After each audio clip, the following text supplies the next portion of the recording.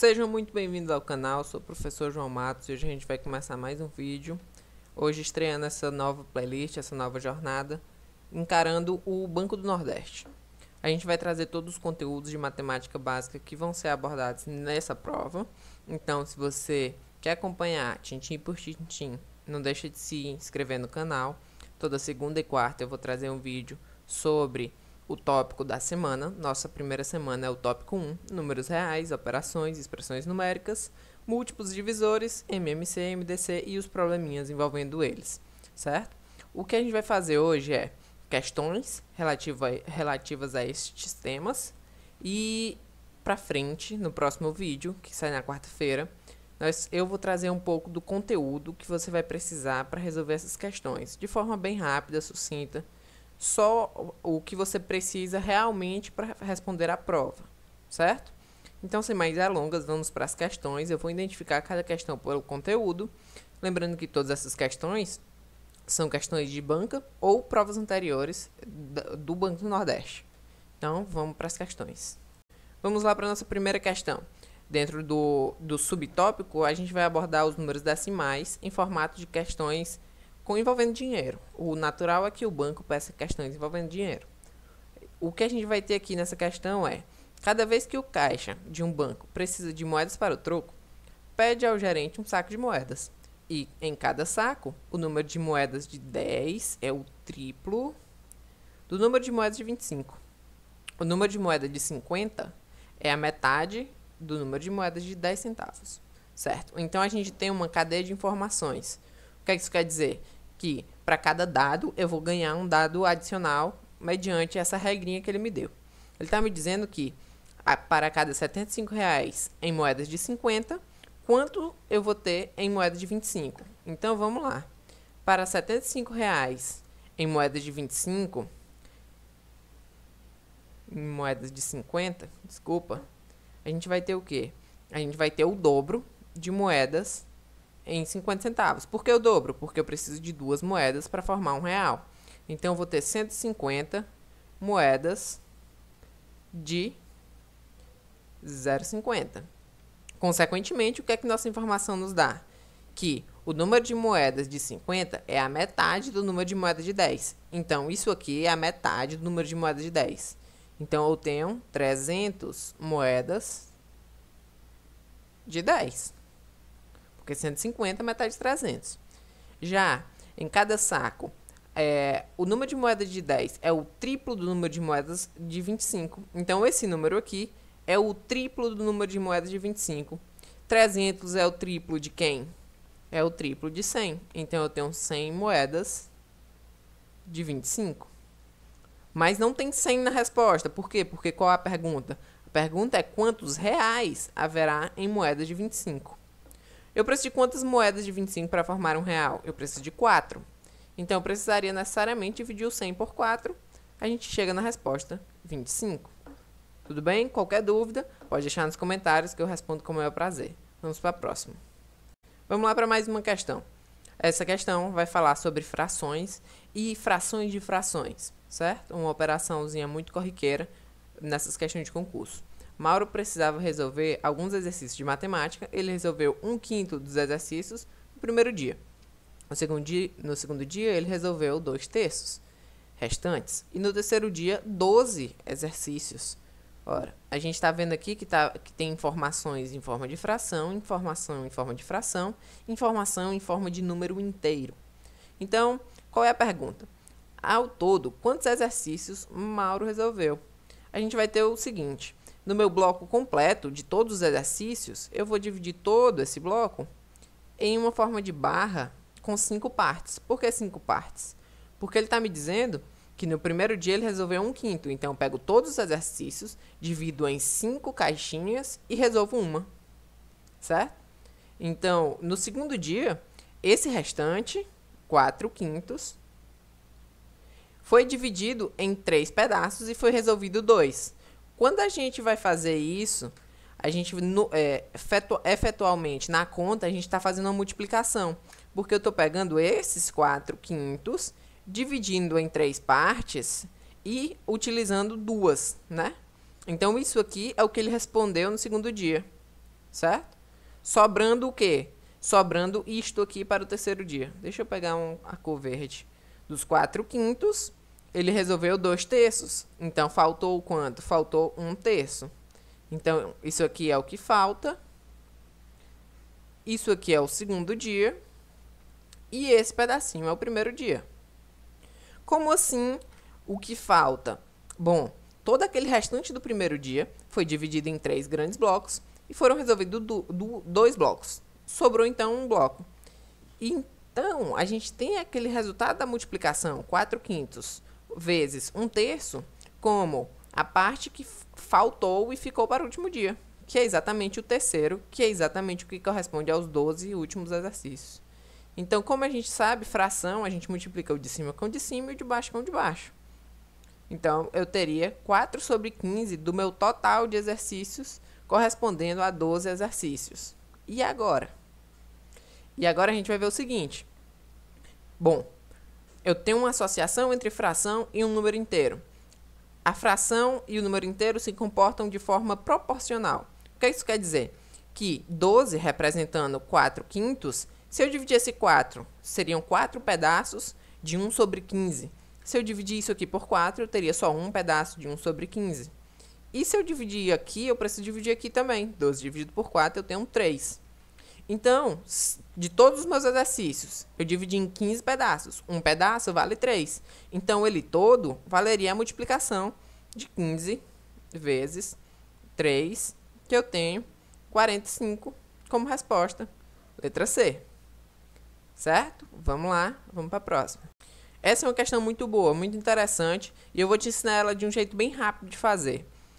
O x é um número natural, tal que o mínimo múltiplo comum MMC entre o x e o 36 é 360. E o máximo divisor comum entre o x e o 36 é o 12. Então, a soma dos algarismos do número x é quanto? Primeiramente, a gente tem que descobrir o x e depois somar os algarismos dele. Se ele for 35, é 3 mais 5, 8. Então, vamos primeiro descobrir o x. Quais são as informações diretas que a gente tem sobre MMC e MDC? São as regras de quê? De que ao fatorar seria as partes comuns e a parte não comum para o caso do MMC e a parte comum para o caso do MDC. Mas eu vou resolver sem fatoração, eu vou utilizar o grande truque aqui. O grande truque é sempre que eu multiplicar MMC vezes MDC, eu tenho a multiplicação dos dois números. Quem são os dois números? 36 e x. 36 vezes x. Isso aqui é regra, certo? Essa aqui é a letra miúda da teoria. Então, qual é o MMC entre o 36 e o x? O MMC é 360. Qual é o MDC? O MDC é 12. Então, 360 vezes 12 obrigatoriamente é 36 vezes x. Bom, agora você me pergunta, professor, eu posso cancelar? Pode, tranquilamente. Você vem e cancela o 360 com 36, aqui resta 1 e aqui resta 10. Então, o que sobra é que x é 120. Mas não tem 120 na resposta. Por quê? Porque a pergunta não é quanto é o x, a pergunta é quanto é a soma dos algarismos de x. 1 mais 2 mais 0, 3, letra A. Vamos lá para a próxima questão. Vamos lá, próxima questão, falando sobre frações. Um automóvel parte para uma viagem com um tanque cheio. Depois de percorrer 3/8 do percurso da viagem, o seu tanque está com metade do combustível inicial. Nesse momento, o motorista para em um posto de gasolina e coloca um combustível no tanque correspondente a 1/3 da capacidade. Considerando que o consumo é diretamente proporcional à distância percorrida, ao final da viagem, o que aconteceu com o tanque? Vamos aqui com um pouco de cautela, paciência. As informações estão bem nítidas na nossa frente. A gente precisa só saber o que usar. 3/8 do percurso da viagem come metade do tanque, certo? Só que, obviamente, se eu andar 3/8 mais 3/8, eu não faço a viagem completa, eu faço só 6/8. Ficam faltando o quê? Ficam faltando 2/8 da viagem para eu completar. Bom, então aqui, em teoria, meu carro estaria parado, o tanque seco, e eu não iria conseguir completar a viagem. Só que o motorista já estava sabendo disso. E o que foi que ele fez? Ele abasteceu quanto? 1/3 do total. 1/3 do total. Para exatamente andar esses 2/8 do percurso que estavam faltando. Agora, o que eu vou analisar? Eu vou analisar se aqueles 1/3 que ele botou a mais é exatamente o que falta para ele andar os 2/8, é um pouco mais, o quanto mais, que seriam as alternativas, certo? O que a gente vai ter que prestar atenção é na relação entre combustível e percurso. Qual é a relação? 3/8 do percurso consome 1/2 do combustível. Beleza? A melhor dica, a melhor informação que eu posso te dar está na questão. O consumo é diretamente proporcional. O que isso quer dizer? Isso quer dizer que as propriedades de multiplicação e divisão estão sempre coligadas, estão sempre amarradas. O que eu faço de um lado, eu faço do outro. E o que eu vou fazer? Eu vou fazer uma simplificação, entre aspas, daquelas frações. Por quê? Eu quero saber qual é o consumo de combustível para esse tantinho de percurso, 2/8. Mas eu só sei para 3/8. Então, o ideal seria eu pegar os 3/8, reduzir para 1/8 e depois multiplicar por 2. Aí eu tenho o que eu queria. Como é que a gente vai fazer isso? Como essas duas informações estão coligadas, essas duas aqui, tudo que eu fizer de um lado, eu obrigatoriamente faço do outro. Então, para esse 3 sumir e se transformar em 1/8, eu teria que dividir tudo por 3, certo? Quando eu faço isso, eu divido do outro lado também. Então, 1/2 dividido por 3. Então, daria 1/6. Porque, como eu estou dividindo, esse 3 aparece aqui embaixo, certo? O que é que eu consigo agora? Eu consigo multiplicar tudo por 2. Então, 2/8 do percurso correspondem a 2/6 do combustível, do tanque. O que é que isso quer dizer? Isso quer dizer que, para eu percorrer o que faltava, além de um tanque principal, eu precisaria de 2/6 de um tanque. Só que 2/6 de um tanque é a mesma coisa de 1/3. Então, ele completou exatamente o que faltava. Quando ele acabar a viagem, o tanque vai estar seco, certo? Vamos para a próxima. Qualquer dúvida, é só deixar nos comentários que eu explico de novo. Eu deixo o melhor possível para você. Essa questão, ela parece bem simples. Vamos dizer que ela é simples, só que ela não é tão direta. O que é que a gente vai ter aqui? A gente vai ter um problema de múltiplos. Eu preciso descobrir quantos múltiplos de 7 ou de 11 existem entre 1 e 1000, certo? O que eu faço é simplesmente dividir. Só que tem um porém muito grande. Quando eu divido 1000 por 7, o resultado seria exatamente a quantidade de múltiplos. Ótimo, 1000 dividido por 7. O resultado seria a quantidade de múltiplos. E quando eu divido 1000 por 11, também eu tenho a quantidade de múltiplos aqui. Então, como é de 7 ou de 11, eu teria somente que somar. Sim e não. Por quê? Porque sim. Porque quando você chama o ou, matematicamente você está chamando uma soma. Tudo bem. E por que não? Porque quando você calcula todos os múltiplos de 7, você está calculando, inclusive, os múltiplos de 77, certo? Quando você calcula os múltiplos de 11, você está incluindo os múltiplos de 77 também, porque é 7 vezes 11. Então, aqui, ao invés de duas continhas, a gente vai ter que fazer 3. A gente vai ter também que dividir o 1000 por 77. Por que isso?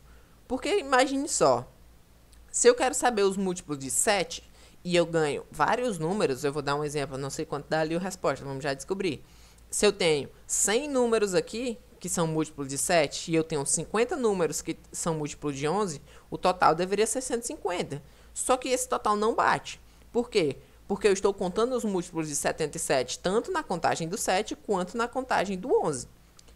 Como é que eu faço para desfazer essa contagem dupla? Eu vou calcular os múltiplos de 77 e subtrair, certo? Vamos ver como é que vai aparecer nossas continhas aqui. 7, eu vou fazer a divisão básica, certo? Sem nenhum mistério. Sobra 3, baixo 0, dá 4. Sobra 2, baixo 0, dá 2. E aí vai sobrar 6. Esse resto não interessa muito. Eu tenho 142 múltiplos de 7. eu não fiz a divisão aqui fazendo as subtrações. Eu fiz a subtração já de cabeça, estou colocando só os restinhos ali. Aqui eu tenho que aqui dá 9, 99, sobra 1, baixo 0. Certo? Ok. O que eu vou ter que fazer agora? Eu vou ter que descobrir os múltiplos de 77. De novo, os múltiplos de 77, eu não terminei a conta. Não, por quê? Por quê? Porque aqui eu preciso ainda, ó, deu 99, sobrou 1, baixou o 0, baixei, não deu. Então aqui é 90, certo? Porque não faria sentido eu multiplicar 9 vezes 11, 99, somar 10 para dar 1000. Concorda comigo, né? O que eu vou fazer agora aqui? Vai dar 1, 77. Por incrível que pareça, não é 33, né? É 23. 23, o 2 aqui. Eu baixo o 0. E aqui, será se dá 3? Eu acho que sim. Por quê? Vamos ver se dá mesmo. 21, sobe 2, 21, 23. Não dá, só dá 2. E vai sobrar o 76. Tudo bem. Então, eu tenho 142 mais 90 menos 12. O que é que a gente vai ganhar aqui? 142 mais 90. 3. Tem alternativa, né? Se você não subtrai, você perde a questão. Menos 12. 0, 2, 2. Letra C, alternativa correta. Qualquer dúvida, só ir para os comentários. Bora para a próxima. Vamos para mais uma questão de fração. Ela é bem simples. Ela é aquele tipo de questão que você não pode errar na prova. Por 2 dias, uma companhia de teatro apresentou uma peça para uma capacidade de 420 pessoas. Para o primeiro dia de apresentação, foram vendidos 3/4 do total de ingresso. Quando eu falo 3/4 de algo, sempre isso está acontecendo na multiplicação. Se eu falo metade de algo, se eu falo metade de R$100, é 50. Então, pegando R$100, multiplicando por 1/2, me dá 50. Então, se eu vendo 3/4 da capacidade total, 3/4 vezes 420. No segundo dia, eu vendi um pouco mais, ou um pouco menos. E aí é a questão da fração. Você tem que estar bem esperto. O que seria maior, né? Mas isso aqui é questão para outra hora. A gente tem aqui que eles venderam 5/6 do total da capacidade. A pergunta vem, qual o total de ingressos vendidos nos 2 dias do espetáculo? Aqui não tem muito mistério, você vai ter que fazer a conta. Sempre lembrando que 420 é um número inteiro. O que é que isso quer dizer? Se ele é inteiro, não é quebrado. Se ele não é quebrado, ele não está sendo dividido por ninguém. Então, aqui a gente tem aquele umzinho invisível que mora embaixo dos números inteiros. E eu vou fazer essa fração, multiplicar a de cima, numerador com numerador, de cima com de cima, denominador com denominador, de baixo com de baixo. Então, eu vou ter 3 vezes 420 por 4. Pode simplificar? Pode, sem problemas. O que é que você poderia simplificar? 420 com 4. Tudo bem. Então, eu vou fazer o normal aqui, para quem não está muito esperto. Na simplificação, eu teria 1260 dividido para 4. E aqui eu vou ter o quê? Eu vou ter 3, dá 12, vai dar 1, 2 e o 0, bem apertadinho. Mas deu 315. Já tá ali, ó. Faz a conta empolgado e erra. É assim mesmo. Aqui embaixo eu teria 420 vezes 5. Lembrando que essa ordem de multiplicação, primeiro aquele ou primeiro esse, não tem muita importância. E aí eu vou multiplicar 420 vezes 5, o resultado dividir para 6. Aqui uma questãozinha bem tranquila, certo? O resultado disso aqui vai dar quanto? Aqui eu tenho 3 vezes 6, 18. Aqui sobra 3, baixa o 0, vai dar 5, ótimo. Morreu aqui, e esse zerinho pula para a resposta. Minha resposta do segundo dia é 350, que também está aqui, ó. Qualquer uma das contas, se você se emocionar demais, você erra. Quando eu somar as duas, aqui eu vou ter 665, resposta é letra D. Então, questãozinha fácil, fração de novo, vamos para a próxima. Vamos lá para mais uma questão de fração. Essa questão é que ela é um pouco mais complicada por um motivo de interpretação de português. A Mariana guardou uma certa quantia. Ponto. Não sei quanto é, chamei o total da quantia dela de X. Gastando 2/3 dessa quantia, a Mariana vai ficar com R$ 21 a mais do que ela ficaria se ela gastasse 3/4 dessa quantia. Certo. Agora vamos tratar as informações. Pergunta é quanto ela guardou. Qual é o valor do X aí, no caso, o total? Vamos tratar as informações. Se ela gastou 2/3, sobrou quanto? Sobrou 1/3 do X, que é o total.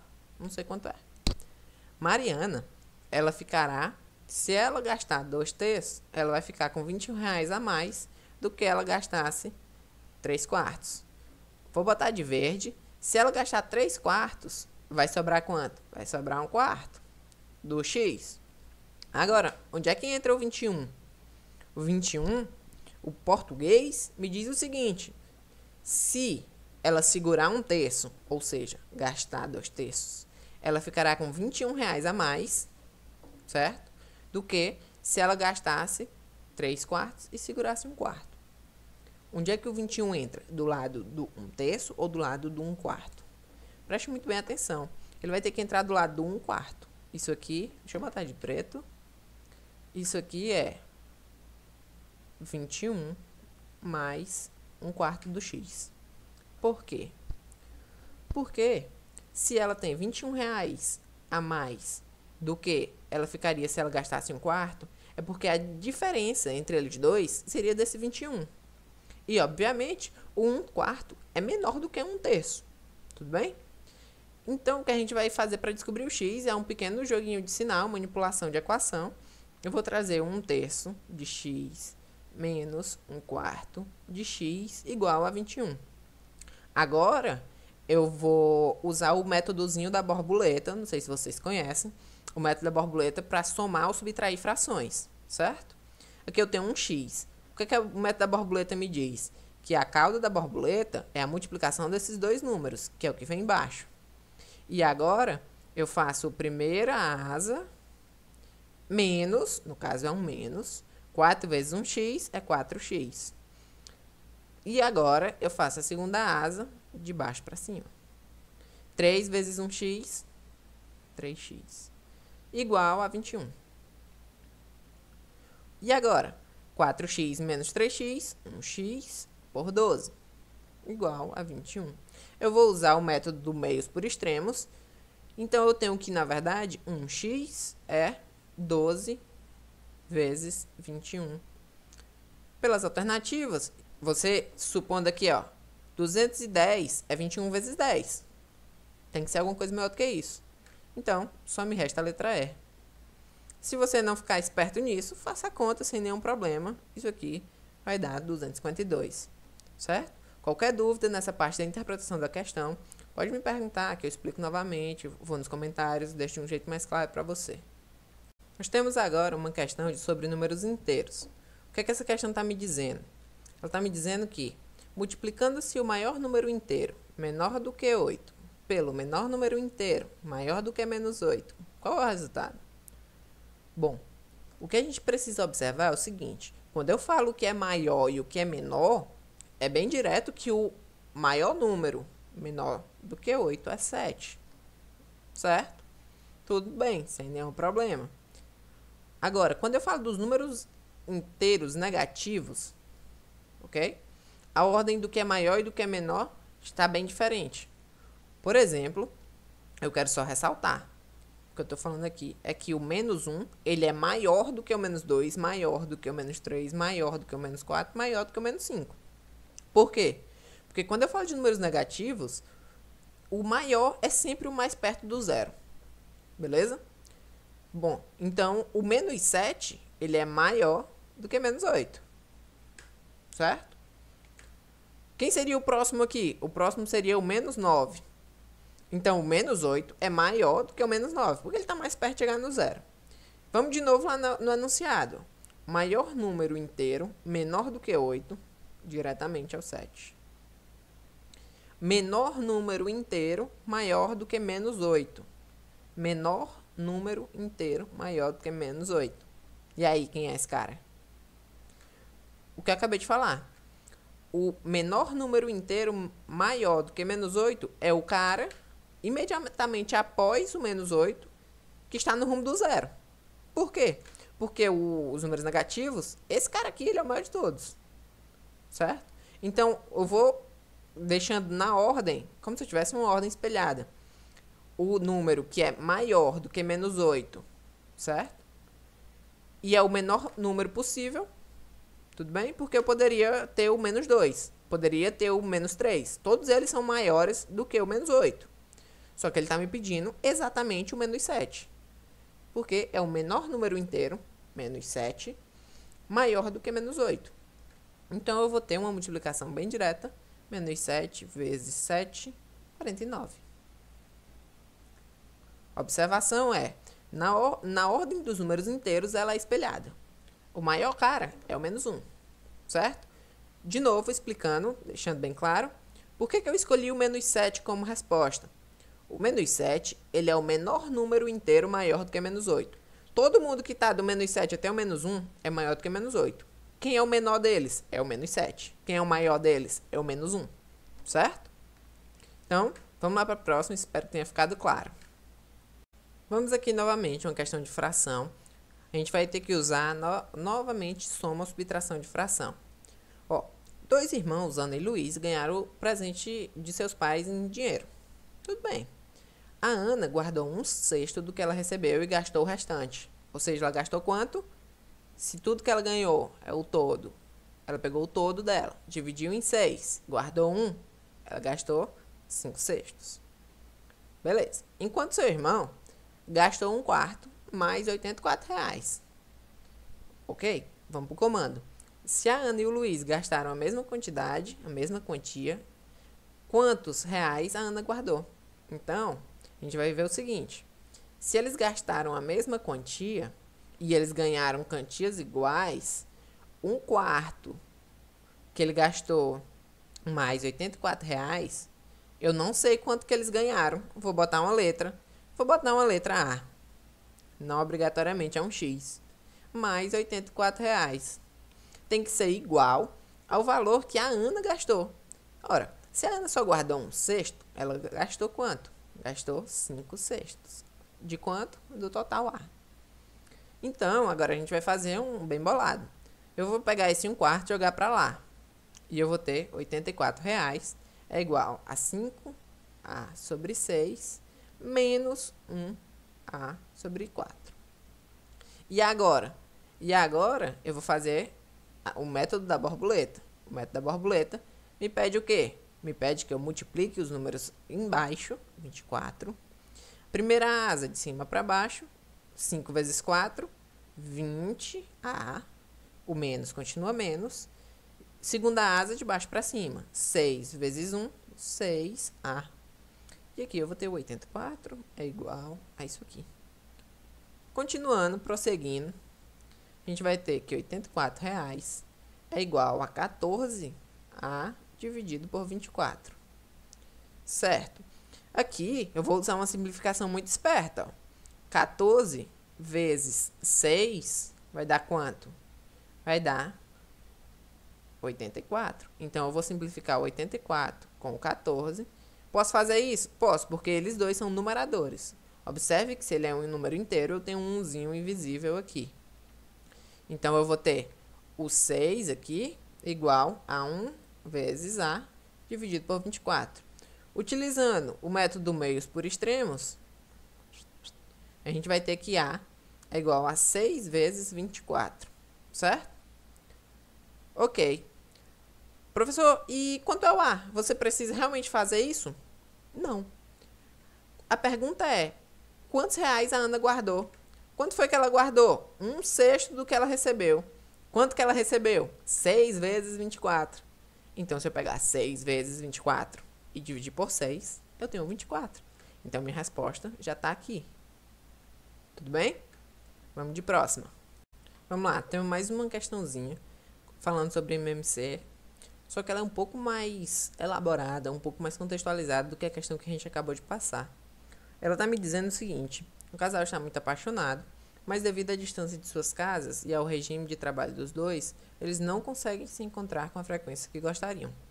A moça só tem folga aos sábados e o rapaz trabalha 3 dias seguidos, folgando no quarto dia. Se hoje é terça-feira, deixei grifado, e ele tá de folga, quantas folgas dele cairão no sábado nos próximos 365 dias, certo? Então, o que a gente vai ver é o seguinte: eu montei um mini calendário aqui. A gente vai ver, ó, que se ele trabalha hoje, terça, botei o X, ele vai passar 3 dias sem trabalhar. 3 dias sem trabalhar. E aí ele folga no sábado, encontra a gata dele. Ótimo. Encontrou a gata dele, agora a gente vai marcar, a partir desse dia, quantos dias ele demora para encontrar ela de novo, certo? E aí eu vou ter que ir pintando, basicamente eu vou ter que ir contando quantos dias demoram para ele encontrar novamente uma folga dele no sábado. Porque a folga dele no sábado ele consegue se encontrar com a namorada dele. Vamos lá.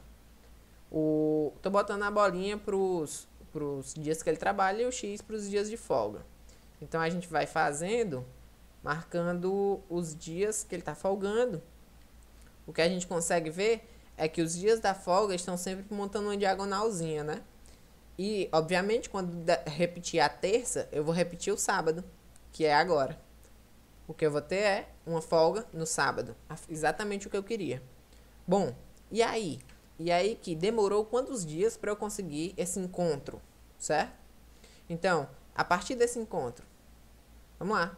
1, 2, 3, 4, 5, 6, 7, 8, 9, 10, 11, 12, 13, 14, 15, 16, 17, 18, 19, 20, 21, 22, 23, 24, 25, 26, 27 dias, certo? Ele teve que trabalhar 27 dias para conseguir um novo encontro com a namorada dele. Trabalhar não, né? Não vê-la 27 dias.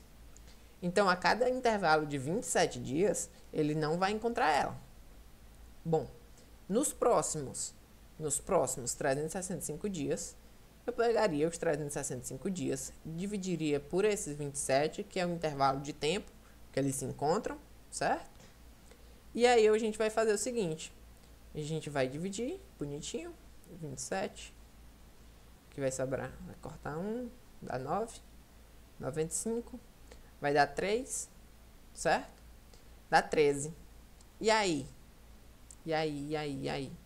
A resposta é 13. O que eu vou ter aqui 81, ó. E vão me sobrar alguns dias. Vão me sobrar 14 dias. Que seria o meio do caminho ali, né? Para eu conseguir mais um encontro. E é isso. Galera, muito obrigado por ter assistido o vídeo até aqui. E não se esquece de se inscrever no canal, deixar o like, que vai rolar o preparatório do Banco do Nordeste e também do CNU, certo? Então, se você tá aí no mundo dos concursos, você tá sabendo o que é que tá rolando. E pode acompanhar o canal que a gente vai fazer um preparatório da matemática básica para os 2 concursos, certo? Do CNU já começou e hoje está estreando do Banco do Nordeste. Muito obrigado pela atenção e até a próxima.